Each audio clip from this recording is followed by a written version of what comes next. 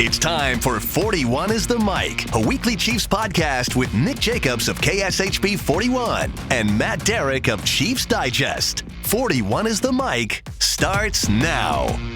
Welcome, everyone. Yes, another edition of 41 is the Mic in your stream. I am Matt Derrick from Chiefs Digest, alongside senior offensive line enthusiast Nick Jacobs. Nick? Yeah, I am available for birthday parties if you need me. I am available for those. 'Tis the season for coaching changes on assistant staffs, and I mean, you are permanently the senior offensive assistant offensive line coach in our hearts. Well, I'm glad it's in your guys' hearts, but I hope it pays well, and I hope there's a 401k plan. There's no 401k plan, but, you know, on your deathbed, you do receive total consciousness, which is nice. I don't like to think about stuff like that, Matt. So let's just plow forward from here. Let's just plow forward. We got a big show for you today. We're going to be doing some reaction, final recaps of our thoughts from last week's Super Bowl 59. We're going to be talking about news of the week that involves Travis Kelce, involves assistant coaches, comings and goings and sayings.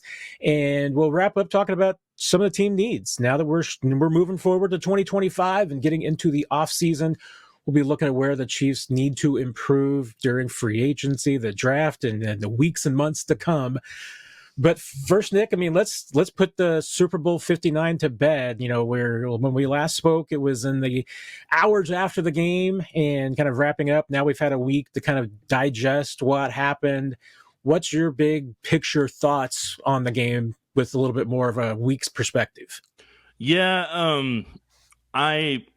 I feel like from a game plan perspective on offense, I know the most obvious thing was how little time Mahomes had because of offensive line protection issues and the pass rush the Eagles were bringing in and at the angles they were rushing at that we talked about the week before with the wide nine look and trying to keep him in the pocket and trying to discourage him from moving around and trying to kind of corral him in the pocket. A reason for that is, and I talked about last week, but we'll reemphasize it here. So the offense has layers to it. And the first layer is how they line up. How does the offense line up? Do they have the trips over that side? Do they have a bunch to that side? Is it a 3x1 set? Is it a 3x2 set type of thing? And the 3x2 set, you have to include the running back. The Chiefs ran a lot of 4x1 sets with the running back to the same side as the trips wide receivers or the bunch formation visually for people. Now, there were some mistakes along the way that really fed into what the Eagles were doing in their zone coverages and really kind of helped the Eagles not have to work as hard to cover some guys. And because of that, that really created tight windows for Mahomes. So when Mahomes is having to read based on these routes, he's having to go 1, 2, 3 and get 3 reads out of that very quickly. Now, when you bring the running back over there, then that brings the linebacker over to the party. And then now that creates even tighter windows for the Mahomes to go through in his reads and unnecessarily brings another defender and takes away even more spacing.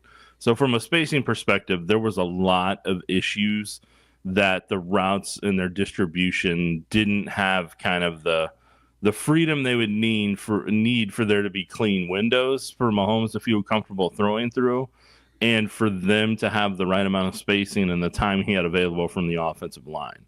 So if those windows aren't available in that time where the Chiefs are trying to do their quick passing game out of some of those routes and everything, or if the routes take longer to develop, the O-line's definitely not going to be able to give time at that point. So in that aspect of it, a big part of the problem in my book is that after he goes through the reads, those aren't available. Then it's cluttered and clouded at that point. Then what Mahomes would typically do is scramble out and buy time for people to go on a fire drill. The play didn't work. The play's not there. They aren't open. So now you've got a fire drill to create time and create new windows and force the defense to have to cover even longer. So Mahomes would typically either take off running or he would up the middle to try to keep the down and distance at a favorable spot, or try to scramble out there, and then guys kind of start spacing apart to create bigger windows and just kind of create routes off of it. So when the Eagles specifically made sure that they defended the way they did against the trips formation or the 4 receiving options to that side, then took away his ability to scramble, they took away the initial plan, then they took away the backup plan. And the backup plan has been able to work for years for Mahomes if the initial plan doesn't work because defenses have it figured out and covered. So they took away 1 and 2, and they were able to do it in 3 to 4 seconds. And that's why Mahomes, who could lean back on if what they schemed up wasn't there, that he had the confidence, all right, well, I'll take off, run around here a little bit, and then we'll toss one to somebody. And that wasn't there. And then from a receiver perspective, to not have a Jerick McKinnon anymore who he could check it down to. McKinnon keeps the favor, gets a couple yards, maybe gets 10 if he's lucky, but McKinnon was there athletically to be that check down option and that third safety valve. So to not really have that speed anymore to keep that favorable down and distance at the running back spot, that was the third part that kind of burned them as well in the Super Bowl. Then it gets to the offensive line. Well, the offensive line has to buy more time if people have to scramble. So it's just a trickle-down effect. And the only question that I have overall in the grand scheme that I'm not going to be able to get answered right now is, was that a receiver thing in terms of what they're supposed to read based on that coverage and then they adjust their route to it? Or is that just something that was the way it was schemed up was the problem overall, and the receivers were just executing what they were supposed to? Because if you take the DeAndre Hopkins interception, that is a perfect example of the problem itself, because they had the 4x1 set. Hopkins is on the back end, and this is the Cooper DeJean backbreaker interception that really kind of, at that point, was really kind of opening up the game wasn't going to go well for the Chiefs. But you're doing a rollout to the right, and when you're rolling out to the right there, you've got 4 routes on that side there. So it's really condensed. It's congested. There's a lot of people to try to navigate through and everything. But for Hopkins on the backside, he's running the crosser, and whoever's running that crosser on the backside, in an ideal world, if they definitively know the offense, the ins and outs of the offense, and have been around, the scheme like a Travis Kelce has, they sit down in that void where that linebacker left that went with the running back. So, and then Cooper DeJean, he's dropped back into the zone. He's got 2 different, options in terms of coverages that he's just trying to he's staying in the way of. So if Hopkins sits down in that spot where the void was, where the backer left, it's too much spacing for Cooper DeJean to get over in time and to be able to cut and break on the football, in my opinion. And Pat can hit that can hit that throw. But instead, Hopkins continued to run his crosser, and then he ran it behind Cooper DeJean, where there's already 2 routes there to begin with. And Cooper, and since it's zone coverage is you just stay in a spot, you feel it from side to side, and you read the quarterback's eyes. So Cooper's just reading the quarterback's eyes the entire time because he doesn't have his back turned. So then he's able to jump that route that ran behind him and make the back-breaking pick 6 that unofficially kind of ended the Super Bowl. So what I'm getting at there in the whole grand scheme of it is that, the question is, I don't know if that's a receiver thing where on, play here, play there, they weren't on the same page as what Patrick was and what Patrick's seen, or if it's something that is just the play design itself. And the Chiefs coaching staff is going to have to figure out a way to really design that better in the future, because the Eagles predicted what they were going to do, and they ran their coverages based off of it, and they ran a bunch of quarters, ran a bunch of people say shell coverage. And so what I want to kind of break down on that shell is, I want you to think of it like this drink right here that I have, but imagine it being a soda. And so a soda, if you shake it up, it's got all the carbon and it wants to be an explosive play. But it can't be an explosive play because there's a cap on it. There's a shell on it. So if you leave that shell on there, you have to take everything, the pressure has to stay in the bottle. But if you open that up, then the soda gets all over the place and everything, and creates a 20+ yard play. So the cap on a drink is essentially like shell coverage, and shell coverage doesn't just have to be 2 safeties deep. It could be 4 defenders deep. It could be different variations of it. So that's kind of how I can. That's my science version of shell coverage, like Bill Nye the Science Guy. Shell coverage supposed to keep anything from beating you deep. Yeah. Quarters, basically, you're trying to keep everything in front of you. Yes, but quarters can still be the 4 of them collectively together, creating that shell to where it's still you don't get beat deep either there. Which circles back again to the and certainly part of it's the game plan, but it just felt like that even with the adjustments that the Chiefs made, and I think they tried to make some offensive line adjustments, it just never seemed like that they ever made any attempt to change the route combinations and say, okay, wait a minute, this isn't going to work. Just need to go to a quick, short passing game. I mean, they never seemed to make that change, did they?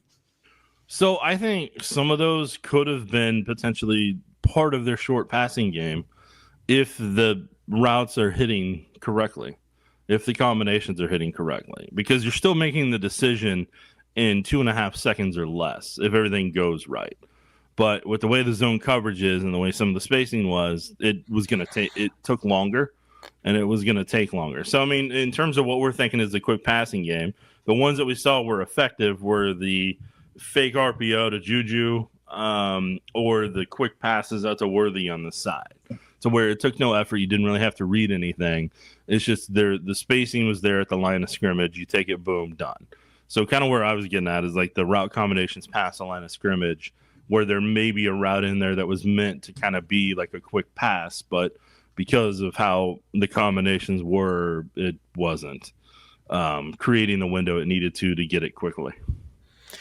And I mean, before the game, I looked at this and I think of the way that a lot of Chiefs fans did, which is that there's some optimism here because you felt like that there was upside with the offense because they finally got everybody healthy.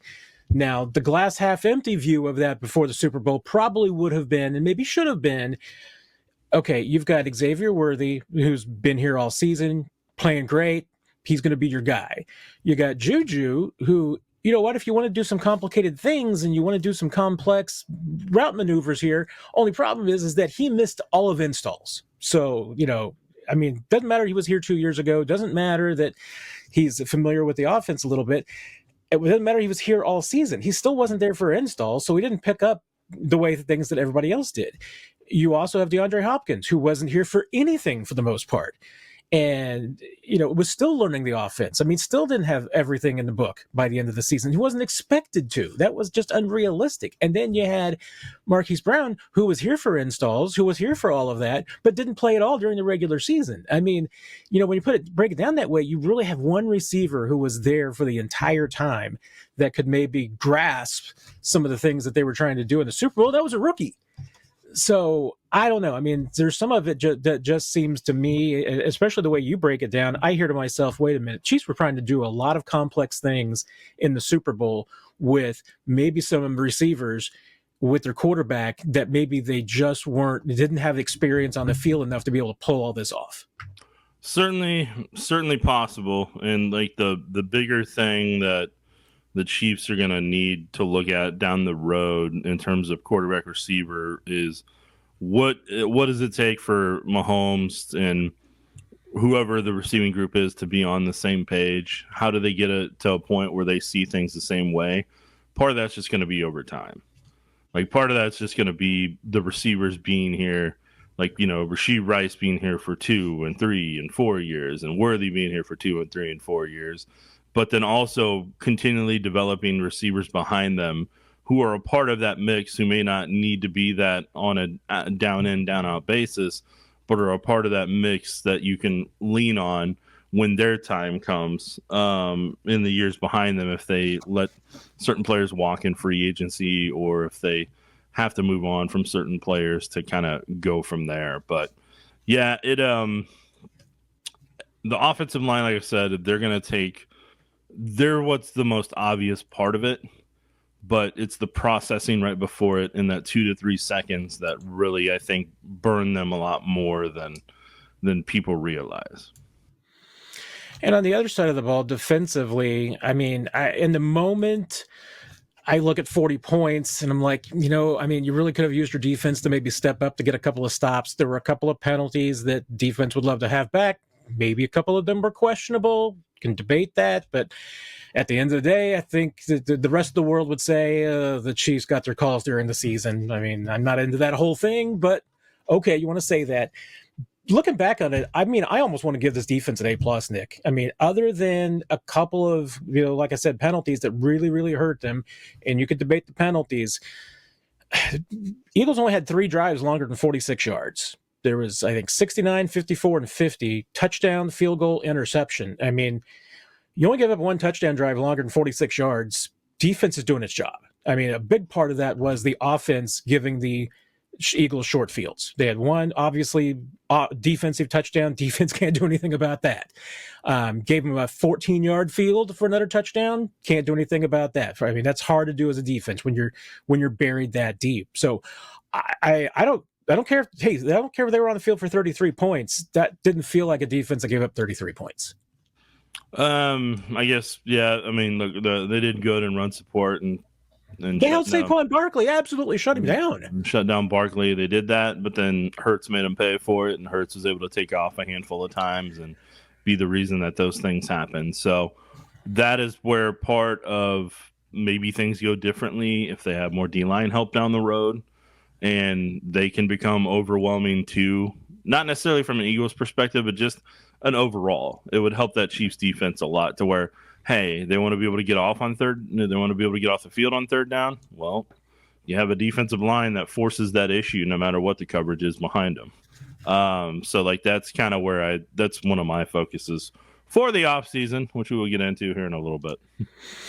Yeah, I mean, Hurts did have 25 yards rushing in the first half, so it wasn't insignificant, but he got the bulk of his yards in the second half. And that is the one quibble that I had on game day, and I'll still have, is that in the second half, the defense got a little too aggressive. They didn't maintain their lanes in the second half, so Hurts had plenty of room that if there wasn't anybody open, he had plenty of room to go up the middle because guys just weren't maintaining their gaps and they're maintaining integrity. They're tired, but Super Bowl. Come on, Nick. The Eagles weren't tired. Either way, the Eagles are Super Bowl champions, and Chiefs have a lot to learn from. There you go. And the learning starts now. And getting into what just happened this week, I mean, obviously there's a little bit of news with the coaching changes.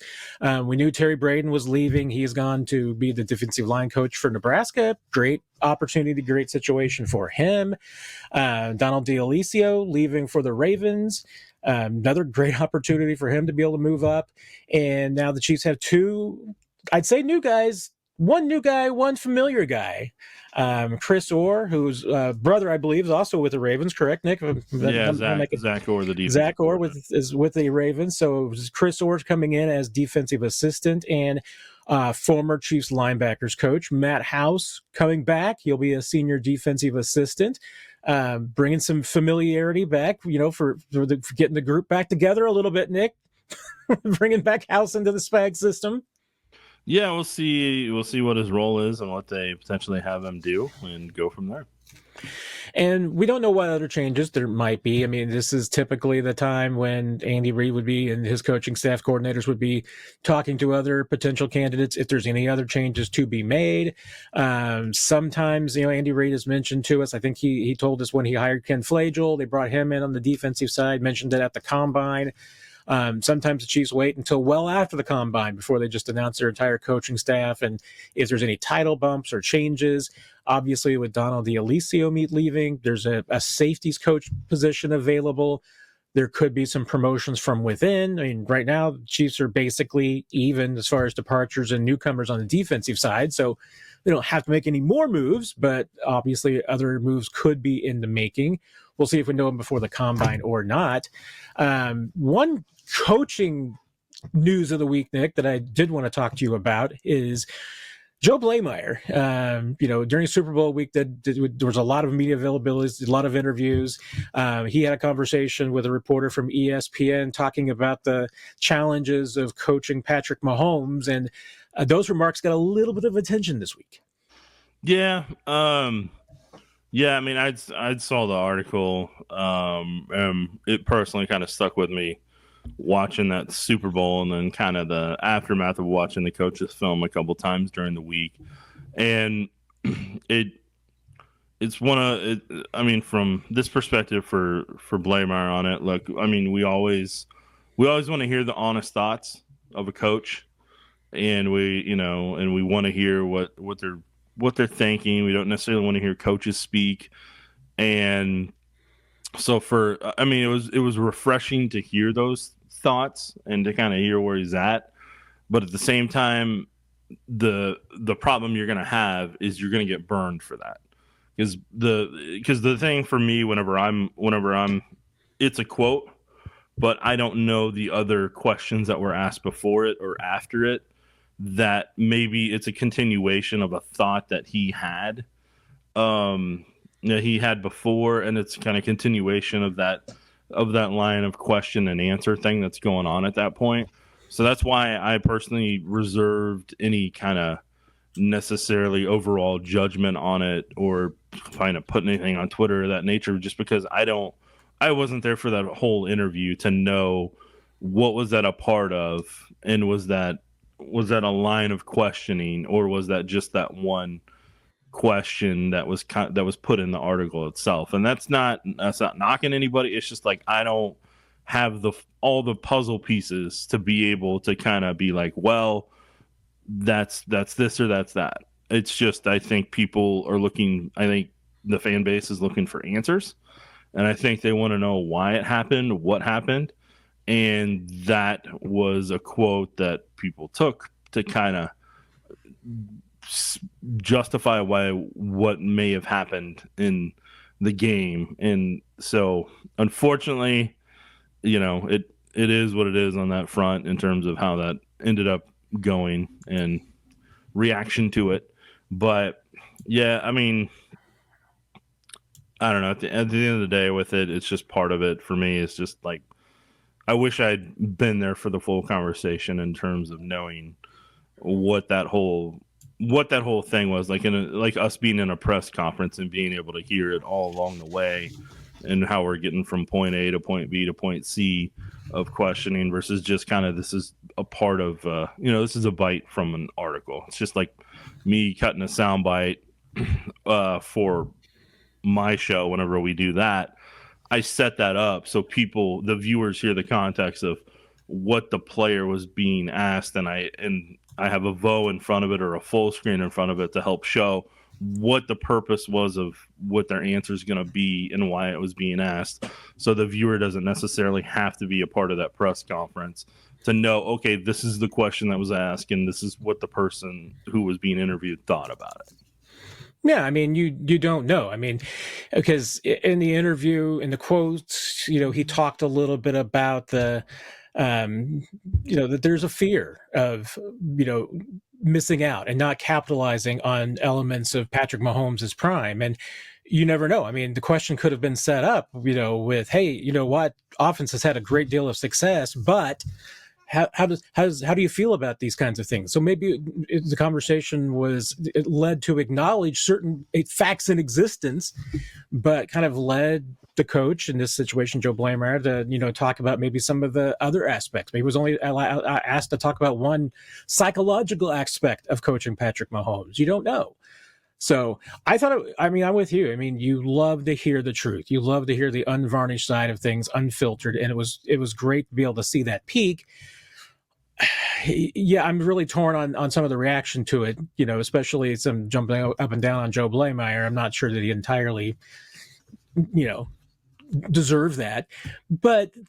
And I'm not saying that all of it was disingenuous. There was certainly some clickbaitiness to it. And I'm going to jump out there to my rant of the week, Nick, because I've got some pretty harsh feelings about the way that Travis Kelce's contract situation and the quote unquote deadline that the Chiefs have given him was kind of framed and discussed this week, because it's kind of presented it to me, some of the coverage, some of the headlines, some of the tweets, as the Chiefs have given Travis Kelce a month to decide his future and whether or not he's going to retire.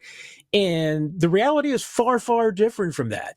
The reality of it is that last year, when the Chiefs and Travis Kelce renegotiated his contract, they moved some money around, added some money, converted some money from last year that was going to be game roster bonuses. They converted it into salary. This year, they did the exact opposite, took a lot of his salary for 2025 and turned it into a roster bonus that's due, I believe the date is March 14th. That was not a deadline the Chiefs gave Travis Kelce after the Super Bowl. It wasn't a deadline that they came up with. That was a date that they came up with a year ago. I mean, it was last year when they redid this deal almost a year ago and gave him that new money that they came up with. And do I suspect that they came up with that date as hey, Travis, this is the date by which we need to know if you're going to be all in on 2025 or not, because we're going to give you a bunch of money. And if we give you a bunch of money, kind of need you around. Now, there's always the option that Travis Kelce could take the bonus, later on decide he's going to retire, give the bonus back. Chiefs are not affected by the cap. I mean, that has happened. Doesn't mean that he has to give the money back. I mean, there's a whole lot of moving parts we could go on beyond that. That can be an entire show. I don't think that's going to happen, so I don't even think it's worth discussing. But the fact of the matter is that this is not a deadline the Chiefs just gave Travis Kelce. This was essentially a deadline that the two of them agreed to in 2024. So to just suddenly say, hey, this is a deadline, no. I mean, I guess you can call it that if you want, but it's nothing that the Chiefs just decided after the game. It wasn't something they decided in February of 2025.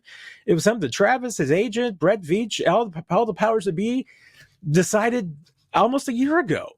So to me, once again, it just gets into the sometimes, and hopefully, Nick, what we try to be here is the voice of reason to let everybody, just see the big picture, take things as they are. We try to be factual with all of this. We try not to get too crazy. We try to be even-handed. So this, maybe I'm more bothered by it than other people were. I'm probably just bothered by it because I find the inaccuracies of how this was framed kind of annoying, but end of rant. So, Matt, do you think Travis Kelce will be back in 2025? Might as well, because people are going to want to know what our thoughts are on that. I mean, I still think there's a strong likelihood that he comes back. And let's face it, I mean, if it comes to be March 14th and Travis Kelce says, I don't know, I'm thinking about retiring, contracts are need to be changed. They can move that money. They could convert it back into salary. They could rework the contract. They can do a lot of things and say, and because that's once again circles back to, I think if I'm Andy Reid and Travis Kelce comes to me on March 14th and says, Coach, I think I'm ready to hang it up, I think I'd say, okay, go see Brett, get your agent, rework the contract and move that bonus money around. Call me July 1 and tell me how you feel. I still think Travis is going to play in 2025. That's my gut. I mean, it's right at this point. It's not based on anything from Travis directly or his side. Nobody has that. Travis is being pretty tight-lipped on that. He and his family and friends might be the only one who really know what he's thinking right now, and his agents, but that's about the extent of it. So I don't think anybody has any informed speculation at this point. This is just my gut based on covering this dude for as long as I have, that he loves football. And I just can't imagine Travis. He said all along he's going to play until the wheels fall off. I don't think the wheels have fallen off yet, Nick. And I think that you cut his snaps by 20%, I think he's a productive player. Still a very productive player. And I say that despite the fact that I have also seen the toll that this has taken on his body. There is absolutely no doubt that he's showing the signs of just what playing in the league this long does to you. I mean, he's not walking from his car to the dorms in St. Joe, not as fast as it used to be. I mean, the bumps and bruises are taking the mileage is doing its damage. But I also know, like I said, this dude loves football, and I just can't see him walking away from it quite yet. Yeah, well, and because I've talked about it whenever I shoot video players walking down the hill at training camp and everything.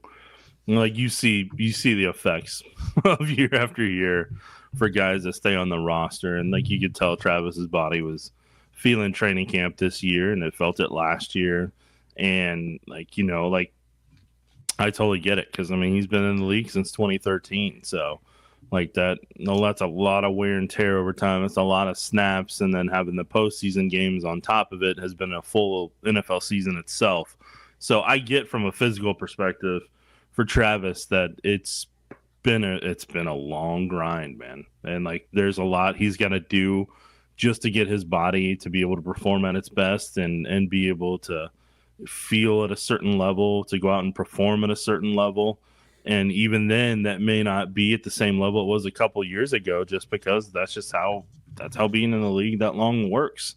And at a position where it emphasizes explosiveness, and his game's been built on explosiveness, like that's another one of those pieces of the puzzle. But like you said, if he does come back, they do definitely need to work out a snap count thing to where they reduce his snaps overall. Even though he may not want it, they need to reduce his snaps overall, and also honestly stop trying to force him to block as much as they do, or making some of the blocks tough for him like they did in the Super Bowl, to where at his age trying to be able to get a block out wide like that's a heck of a lot tougher. And the way they had him pull from time to time, I hope they reevaluate that part of that if he does come back, because he's primarily where his biggest advantage is being a receiving option for Patrick Mahomes and being able to read the coverages and be able to do that part of it. But I also get if he elects to kind of enjoy life and everything. I think what would be really tough for him, though, is he's had the Chiefs locker room has been a consistency in his life for more than a decade now. Being around Patrick Mahomes, being around the grind of a season and everything, I think that guy enjoys that just as much as Mahomes does, and I think Chris Jones does as well. And I think for all of them combined, they set the tempo in that locker room of how you go about practice each day, and how you prep, and how you approach things. And I think for Travis, I think Travis would really, personally, I think he'd really miss that. And I think it doesn't mean he can't find it in a new way, in a new career and everything. But there's any player you talk to that's played in an NFL locker room, that's the number one thing that they miss, is like being around a bunch of their teammates, having fun with their teammates, obviously, and then kind of just the challenge of putting in the prep to try to get back to that spot. And part of me also kind of thinks that if Travis has the choice, I think he'd love to go out on a higher note than what that was, and kind of go out with a little bit better performance if that's the case. But I'm gonna understand either way, whichever road he goes. Going into the year at training camp, watching him at training camp and everything, I was like, I got a feeling this just looks physically like the last year. But then like just kind of how the trickle effect ended and everything this year towards the end, I have my doubts that I'm like, maybe he can, if they adjust some things here and there, like there's a possibility. I didn't lean either way from listening to the New Heights podcast of where Travis was or wasn't going to go. Cause it's just a couple days after the Super Bowl, you can tell he's conflicted. You can tell he's bummed that they lost, and his, he's frustrated in his performance and that type of stuff. So I think he's got a unique decision, because there are going to be options for him outside of the NFL and football, but at the same time, I just don't know if a lot of those are going to be able to recreate that feel of playing on a football field and being in an NFL locker room. Yeah, 100% on everything that you just said. And I'll underscore too, one thing that Travis has never done that other veterans have done, even in Kansas City. Chris, bless his heart, 5 years younger, and even Chris has talked about and got a few days off in training camp. Travis never takes any days off for the most part. He's missed, I think, a few days of OTAs for commercial shoots and some business things. Mahomes has done the same thing, so it's not that big of a deal. It's a voluntary OTA, so nobody never ever looks cross-eyed about that. But when it comes to practices, mandatory events, anything like that, Travis has always been there. And that's the reality, is that at his age, taking a day off or two is not a sin. It's okay. It's just, I don't know. That's the only thing about, Travis walking away that to me would convince me that maybe he will, is just because I know how hard that is for him to say, hey, I'm not going to practice today, take a day off today, or not go 100% this day, because that's not in his system. But that's just a reality. If he wants to keep playing, just has to accept. And that'll be a hard thing to accept, but just what's going to have to happen. Before we go, I do want to get into the team needs, Nick. I mean, we probably talked longer about some of these other subjects than we planned, but do want to get into, if you're Brett Veach and you're putting together your big picture plan here for the, let's say that's essentially the next couple of months, because we're talking about not just free agency, but the draft as well, and heading into, I mean, good grief, Nick, we're less than 3 months away from rookie minicamp. Mm-hmm. Pretty crazy. All right, you're Brett Veach. Let's start on the offensive side of the football. What are you looking at as far as where you need to go? From a team needs perspective, obviously everyone's going to know the obvious one. It's left tackle. Now, the problem the Chiefs are going to run into is there's only a couple free agents worthy of that, and that's going to be Ronnie Stanley if he becomes available, if the Ravens don't tag him when he is able to hit the market. I know he's got some injury history and everything, but he's going to be the best of the bunch if he hits the open market. So you have that aspect to it, and he's going to cost over $20 million to get him. So, I mean, like, they're going to have to pay if that's who they want. And then the other one's going to end up being Cam Robinson, who's probably going to be in that 16 to 20 million range per year if you want to do that. So I think those are going to be the primary options if they're really wanting to get a free agent tackle. I have my concerns. You know, I haven't gone through all of the draft, but I have concerns from both the developmental part and then also just how long that's going to take to get that left tackle up to a certain level that they need to, with where the Chiefs' overall roster is at and its ability to compete. So left tackle is the biggest one for me. The second one's at running back, just because they need explosiveness. They need somebody that can fill that Derrick McKinnon role on third down to be able to check down to and be able to keep the favorable down and distance, or be able to convert the first, because of what the defenses are doing against zone coverage and how quickly the pass rush may be there. They need a safety valve at running back from a speed perspective, and they need their screen game back.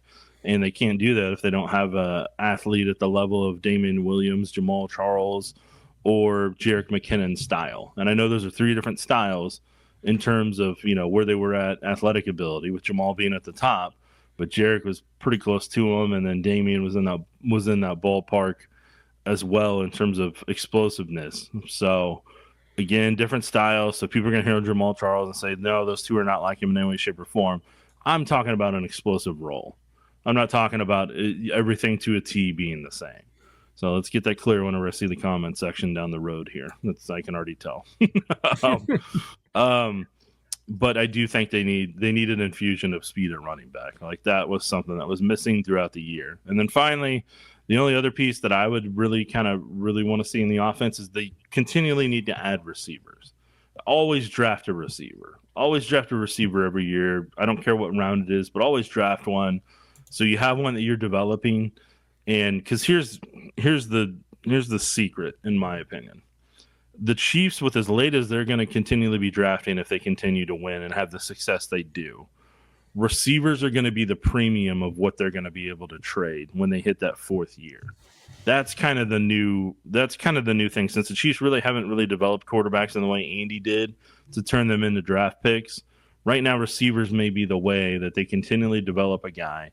And if they have to move somebody before they're going to pay him, they can get not necessarily a Tyreek Hill type return, but hopefully get some day two picks to be able to continually have somebody that they could get additional draft capital off of before they have to pay him that $25 to $30 million range. So for me, that's a big long-term strategy and long-term play, to always have a receiver you're developing and steadily be able to develop them.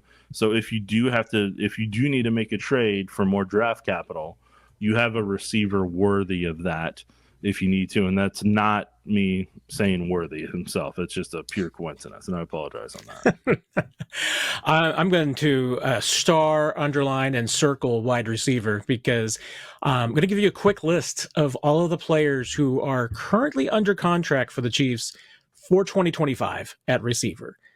Xavier Worthy, Sky Moore, Rashee Rice, Tyquan Thornton, Justin Ross, Jason Brownlee, and Nico Remigio. No offense to any of the guys on the list. Not necessarily if you had to play a game tomorrow. And that is That's a standard that, Brett Veach really in particular likes to have going into the draft, is that he wants to be able to say, hey, if we had to go play a game tomorrow, we could go play a game. You don't want to be going into the draft with a need so glaring and desperate that you've got to make some selections in that particular area. I mean, they need some bodies, and that could certainly be with keeping some of the players that they currently have and extending them. Hollywood Brown, bringing him back would be great. Maybe DeAndre Hopkins too. There's probably some others. We were going to look at the free agent market, but considering the fact that you really don't know what availability Rashee Rice is going to have next season from both a health standpoint and a off the field standpoint, that just underscores what you really have to do at receiver even more. And we've been talking about running back speed, desperate need for this team. And left tackle is going to be a problem until if I find one.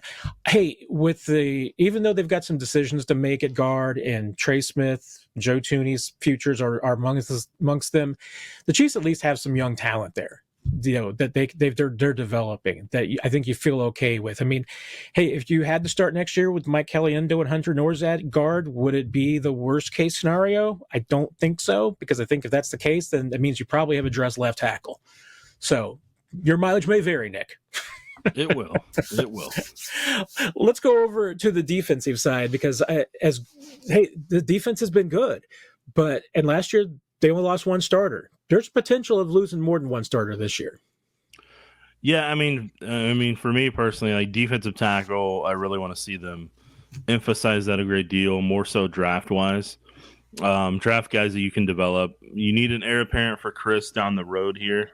So I'd like to see an heir apparent for him that can learn behind him for cheap from the draft. And I want to see somebody that you could pair beside him as a one tech, and also kind of have that next wave of pass rusher whenever Chris does elect to hang it up. Then you need to continually, and just like wide receivers, you need to invest in defensive end every year. The Eagles have always done a good job. Howie Roseman's done a phenomenal job to where they always invest in pass rush every single year, and they always invest in offensive line every single year, so that there's always a strength on that football team that they continually have no matter who leaves in free agency. The amount of Eagles that have left in free agency along the defensive line from their past Super Bowl to this Super Bowl victory, they churn them through the system, and they've always got another guy behind them. And so that's one less problem that they have to have on a regular basis, because they're always steadily developing in that.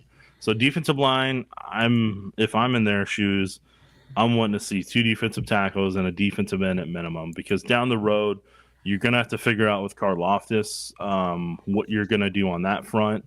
And I think Karlaftis his abilities very dependent on who the defensive tackles are. And if there's another defensive end on the side of him. Once he had Charles Omenihu and Chris Jones out there in the field, his performance, rose up a little bit against the Texans in that game that he had 3 sacks. But I think it was more dependent on those guys being on the field more so than him in terms of the one-on-ones he was going against. And I just wouldn't pay top dollar for that right now. We'll see what he does in terms of his development. And then the other 2 spots for me, for the most part, obviously, just continually get in a corner that can develop, like especially now, because the thing you've got is like this is going to be the final year of Joshua Williams and Jalen Watson and Brian Cook's rookie contracts. So then after this year, the Chiefs are going to have to make decisions on all 3 of those guys. Trent McDuffie, you have one more option year with him at corner since he was a first-round pick. So if you have to stall and buy time, you can. But if you need to pay him, you have that option too. But I think the Chiefs are going to have to stay a year ahead of the decisions coming next year. And that's why both cornerback and safety are going to be bigger than we realize in terms of what the Chiefs need to do. Obviously, we'll see what happens with Bolton. But I think from a linebacker perspective and Steve Spagnuolo's system, I think you can always find guys in free agency that can fit the mold to where you don't necessarily have to invest in a draft pick if you don't want to.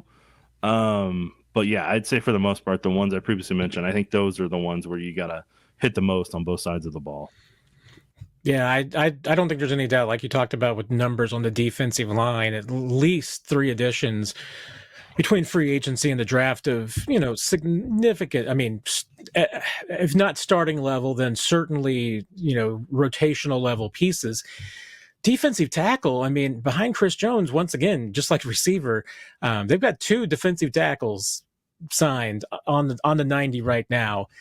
Siaka Ika and Fabian Lovett.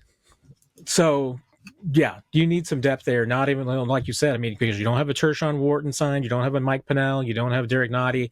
Certainly a chance of some of those guys sticking around, and I wouldn't be opposed to that. Tershawn Wharton, I think, is probably going to get paid, so that might be a tough one for the Chiefs to keep. Corner, absolutely. They would like to have a starting level caliber player there, but in their secondary, they're starting to get at least a lot of the pieces that Steve Spagnuolo likes, which are flexible players, guys who can be corners, who can play safety, who can play different spots. I mean, you're going to continually, like you said, want to churn players into those places, but Nick Bolton and how they address that is the other big piece. I mean, they probably need a linebacker. I was really surprised that Swayze Bozeman left to sign with the Bears because I felt like there was some potential for him. I mean, certainly he made himself a special teams player in Kansas City down the stretch, and I thought there was some chances for him to earn a spot on this roster. But, once again, you go where the money is and where you think you got the best chance to win a job. And maybe that's where what Swayze felt like was the best for him. Yeah, I mean, Bolton is an interesting one because obviously you signed Drew Tranquil's extension with the intention of, hey, if you don't get to keep Nick Bolton, you've got Drew Tranquil as a backup Mike linebacker. But if you keep Bolton, that at least solidifies a lot at the middle of your defense and maybe changes at least a little bit as far as, how much you need to spend on a linebacker, whether you look in the draft at the linebacker spot. It is certainly going to be interesting, Nick. There's a lot of decisions to make for this team. A lot of big names that like Trey Smith and Nick Bolton that we're going to be watching as far as seeing if they get deals done. Watching Trent McDuffie to see if the Chiefs are able to get a long-term extension done with him, because I know that this offseason is one of their priorities to try and get that finalized to see if they can, one, not only keep Trent McDuffie for the future, but two, just know how much it's going to cost them and have that built in. So we'll see what happens. It's going to be a busy offseason for Brett Veach and his staff. Yes, and we will be here as the shield turns in the weeks ahead. As the arrowhead turns, you better believe it. We got several different shows lined up because, we're less than a year away from the new league year, Nick. I mean, I still think we need to do like a live show during the beginning of the league new year so we can have like balloons and confetti and. We're definitely we're definitely less than a year away from. The new Did I say a year? I meant a month. Less than a month from the new league year. Has the past week felt like a year for you, Matt? I think it probably has. Yeah, probably has, especially that drive to and from New Orleans. I think for every Chiefs fan will tell you that. I think a year of Chiefs football will take a year off your life. I hope not. If for no other reason than it's another year. But hey, we got some other shows coming up for you every week now, leading up to. We're going to be here every week, Nick. We're not going anywhere. So just because it's the off season doesn't mean we stop working. So it's going to be the same as it was last year. We'll still have shows every Sunday for 41 is the mic. So you have a consistency no matter what during the football season. Next week, we're going to be kind of playing the Brett Veach role a little bit more in depth, talking about maybe who we'd keep, who we'd let go, who we'd sign. So for the competition listening, you now know what we're doing next week. Oh, that's right. Well, there you go. Nick always wants me not to promote things too far in advance. So there you go. I'll stop right there. Beyond that, it's a surprise. We'll see how many people now magically do that for their podcast. Hey, I try to help people out, Nick. What can I say? Even the competitors, even the haters. All right, everybody. Well, as always, we'll see you Tuesday night for the Chiefs Digest live Q&A, which you, I believe, should have no problem listening to, since it's going to be about 20 below. So you should be inside listening and watching the Chiefs Digest live Q&A. Don't tell people what to do, Matt. If they want to go out in 20 below and snow, that's their choice, Matt. But you're also assuming we'll have power and internet. Well, I'm hoping so. I hope it doesn't get that cold. So we gotta have priorities here. We're trying to have a civilization here. No, I'm just saying, so circumstances sometimes can be out of our control, people. Hey, I'm after we finish recording, Nick, I'm going to go make some chili. So there's going to be chili for today and leftovers for the next few days when it's however cold it's going to get. All right, Matt. Well, I hope you have some hot dogs and cheese with that as well. So, do a wide variety where it's not just chili. Maybe it could be a chili cheese nachos. Maybe it could be chili cheese hot dog. Use a wide variety over the next handful of days. I'm just trying to give the idea for anybody else out there who wants to make chili this week. Oh, I feel like if they're passionate about chili, they've already got that idea. All right, everybody. We'll see you Tuesday for the live Q&A, and then back on 41 is the mic next week as we continue the offseason.